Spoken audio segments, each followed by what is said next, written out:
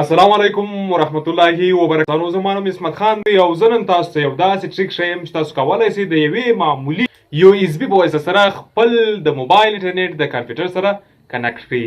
نو تاسو به په لومړي سر کې خپل موبایل راواخلئ، کمپیوټر راواخلئ، د دوی دواړو انټرنټ څنګه سره کنکټ کیږي په دې ویډیو کې درښیو.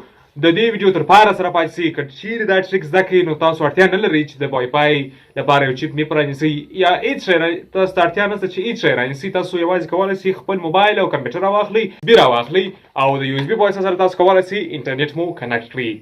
نو د دې ویډیو تر پای سره پاتې شئ، چینل سبسکرایب کړئ، ویډیو ته لایک ورکړئ او ویډیو د نورو ملګرو سره شیر کړئ. څوک چې دا ستونزه لري او خپل د موبایل انټرنټ د کمپیوټر سره نشي کنکټولی او څوک چې دا پوښتنه لري چې څنګه د موبایل سره د موبایل انټرنټ د کمپیوټر سره کنکټ کړو نو د هغه پوښتنه به هم جواب شي.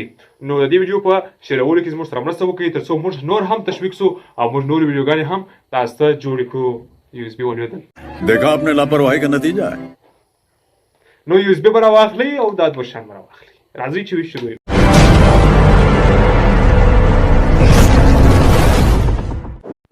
ښه نو دوستانو، کله چې مو کمپیوټر خلاص کړه USB به کنکټ کړئ د کمپیوټر سره او موبایل سره، بیا به الو بټن باندې کلیک وکړئ په موبایل کې او تاسو کتلی شئ چې دلته خبر راوړي چې تاسو موبایل او کمپیوټر کنکټ شول. نو اوس به څنګه معلوم کړو چې زموږ انټرنټ شته که نشته؟ نو دلته داسې علامه درته راوړي چې تاسو انټرنټ اوس نه لرئ.